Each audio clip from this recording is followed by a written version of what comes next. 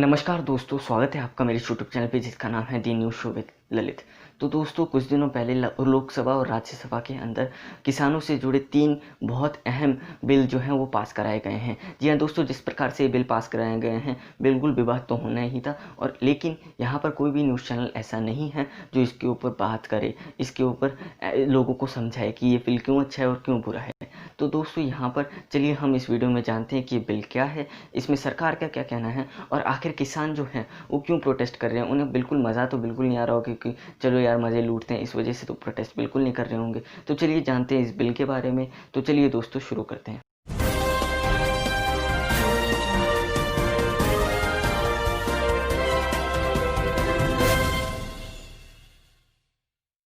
तो चलिए एक एक करके जानते हैं इन बिल्स में है क्या और इनके नाम क्या हैं। पहला, आवश्यक वस्तु अधिनियम बिल 2020। दूसरा, कृषि उत्पादन व्यापार और वाणिज्य बिल 2020।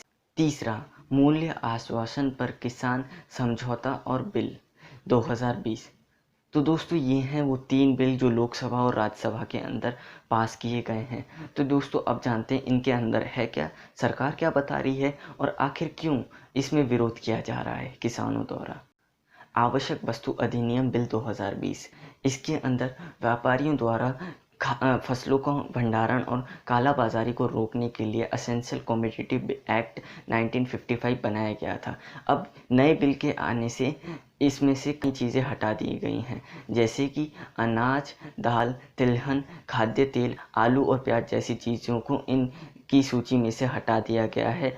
अब केवल राष्ट्रीय आपदा और अकाल की परिस्थितियों में ही इनके पास अनलिमिटेड स्टॉक नहीं होगा, वरना इसमें अनलिमिटेड स्टॉक रखा जा सकता है। अब इसमें सरकार क्या कहती है ये भी देखना बड़ा दिलचस्प होता है, तो चलिए वो सुन लेते हैं। अब मैं अगर बात करूं एसेंशियल फूड कमोडिटीज एक्ट की, 1955 का एक्ट है, 1955 का। उस समय हमारे यहाँ फूड ग्रेन्स की शॉर्टेज थी। 10 मिलियन टन उस समय वीट होता था। आज 10 गुना बढ़ गया है वीट का प्रोडक्शन, 100 मिलियन टन हो गया है। उस समय राइस का प्रोडक्शन जो है अभी 4 गुना बढ़ गया है, उस समय 25 मिलियन टन था, आज 110 मिलियन टन है। उसी तरीके से दालों का लगभग 2.5 गुना बढ़ गया है, 10 मिलियन टन से 25 मिलियन टन हो गया है। तो ये जो बिल आया था वो उस समय था जब शॉर्टेज थी, रेगुलेट करने की जरूरत थी, और कोई होर्डिंग ना हो और इसका सही दाम मिल सके, सही समय पर लग सके, इस बात के लिए था। अब इसको डीरेगुलेट करते हुए इसमें कोशिश ये रही है कि एक्स्ट्रा ऑर्डिनरी सर्कमस्टांसेस में, अब एक्स्ट्रा ऑर्डिनरी सर्कमस्टांसेस क्या है, फेमीन है, वॉर है, अकाल आता है, नेचुरल कैलेमिटी होती है, तो इन सब को ध्यान में रखते हुए इस बिल को बनाया गया है, जिसमें ये एक स्मूथनेस आएगी और इसके माध्यम से प्राइवेट सेक्टर भी इन्वेस्ट करेगा, वह भी निवेश करेगा, और उसको भी इसमें से एक उत्पाद लेने की इच्छा जाहिर होगी। यह एक इस विषय को हमको ध्यान में रखना चाहिए। अब दोस्तों, एक चीज़ जान ली है तो दूसरी चीज़ भी जान लेते हैं। जी हाँ दोस्तों, मैंने बताया कि ये बिल क्या है, इसके ऊपर सरकार क्या कहना है ये भी बताया मैंने।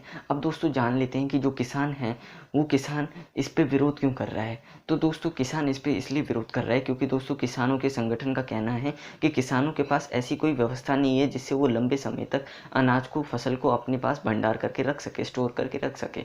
और ऐसे में जो दूसरी व्यापारिक कंपनियाँ हैं वो अपने बड़े बड़े गोदामों में इन्हें भर के रखेंगे, और बाद में जब समय आएगा तब वही इस कंपनियां महंगे दामों पर ग्राहक को इसे बेचेंगी। अब इससे क्या होगा ये तो आपको पता ही है, महंगाई बढ़ेगी ही बढ़ेगी।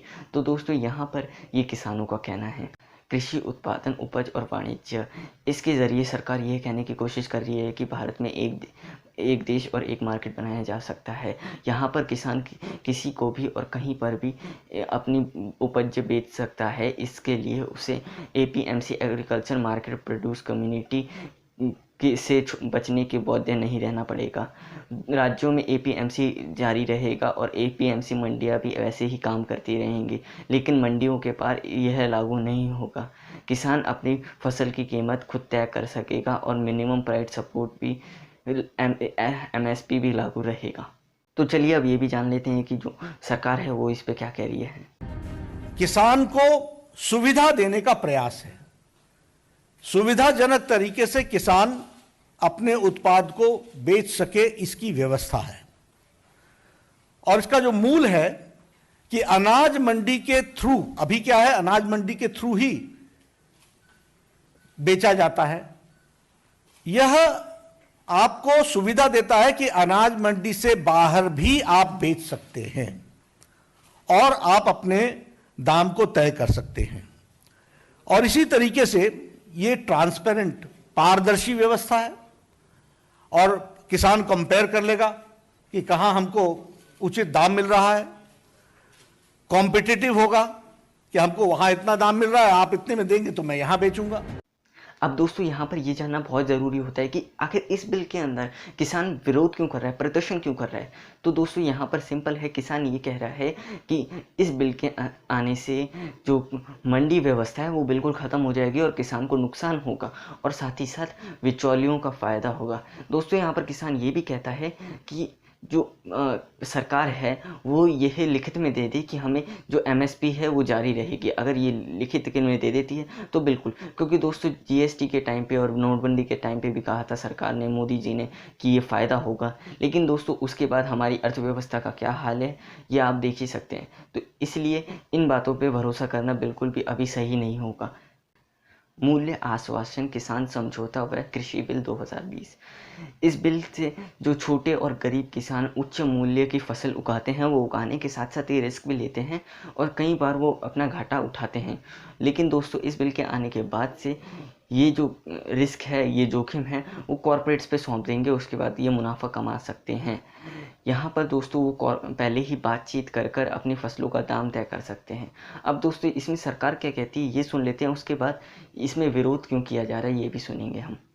तो इसमें मॉडल एग्रीमेंट्स बनाए गए हैं कि मॉडल एग्रीमेंट के माध्यम से रिटन एग्रीमेंट होगा और लिमिटेड पीरियड के लिए लिमिटेड ये एग्रीमेंट होगा।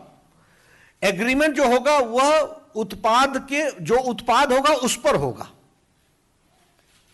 और यह एग्रीमेंट भी रीजनल भाषा में होगा ताकि किसान पढ़ सके, समझ सके, जान सके। कोई भी मॉडिफिकेशन उस जमीन पर अगर इन्वेस्ट करने वाला करता है तो भी उसका मलकियत, उसका अधिकार किसान का होगा। और इसके साथ साथ ये सेम डे उसको पेमेंट हो जाएगी जिस दिन क्वालिटी अपना एक्सेप्टेंस होती है। जो उत्पाद की क्वालिटी, जिस क्वालिटी में वो उसके सामने जाता है उस पर उसकी पेमेंट हो जाएगी। ये हमको ध्यान में रखना चाहिए। और इसके साथ साथ एश्योर्ड प्राइस, बोनस और वेरिएबल्स, ये तीनों कॉन्ट्रैक्ट के हिस्से होंगे। अब ये जान लेते हैं कि किसान आखिर इस बिल में क्यों विरोध कर रहा है। किसान ये कह रहा है कि कंपनी हमसे वादा तो करती हैं कि हम इस कीमत पे आपकी फसल लेंगे, लेकिन बाद में वो अपने वादे से मुकर जाती है। पहले वो थोड़े दिन रुकने को कहती है, लेकिन उसके बाद जब मामला आगे बढ़ता है तो वो उस फसल को ख़राब कह के रिजेक्ट कर देती हैं। विवाद बढ़ता है तो हाई कोर्ट की जगह कोर्ट में सुनवाई होने की जगह जिला अधिकारी के पास ये चीज़ें जाती हैं। जब दोस्तों वहाँ पर जिला अधिकारी सही समय पर निष्पक्ष नहीं होगा, वहाँ पर दोस्तों कंपनियाँ उस जिला अधिकारी को पैसे खिला सकती हैं। पैसे खिलाने के बाद वो जिला अधिकारी किसान के विरोध में ही फैसला देगा। ऐसे में दोस्तों यहाँ पर किसान का विरोध करना जायज़ बनता है। अब दोस्तों यहाँ पर इन सब चीज़ों को देखने के बाद बिल्कुल ये साफ़ हो चुका है कि इनमें काफ़ी कमियाँ हैं और ये बिल किसानों के लिए बिल्कुल भी सही नहीं है। अगर उसके बाद भी आप इसे सपोर्ट करते हैं तो दोस्तों आप एक अंधभक्त की कैटेगरी में हो, आप अंधभक्त से नीचे कुछ नहीं हो सकते। तो दोस्तों अपना ओपिनियन हम मेरे साथ शेयर करें और बताएं आपको इस बिल में क्या लगता है। कुछ अगर आपको लगता है कि इस बिल में मैंने कोई पॉइंट कवर नहीं करा तो कमेंट करके बताएं, या फिर आप इस बिल को डिफेंड करना चाहते हैं तो वो डिफेंड करें। तो चलिए दोस्तों मिलते हैं अगली वीडियो में। नीचे काफ़ी सारे लिंक्स हैं, उसमें मेरे गेमिंग यूट्यूब चैनल का भी लिंक है, तो दोस्तों उसको भी ज़रूर सब्सक्राइब कर लें। तो चलिए मिलते हैं अगली वीडियो में। This is Lalit signing off.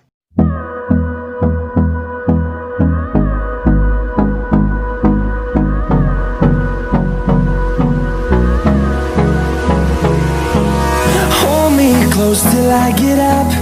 Time is barely on our side. I don't wanna waste what's left.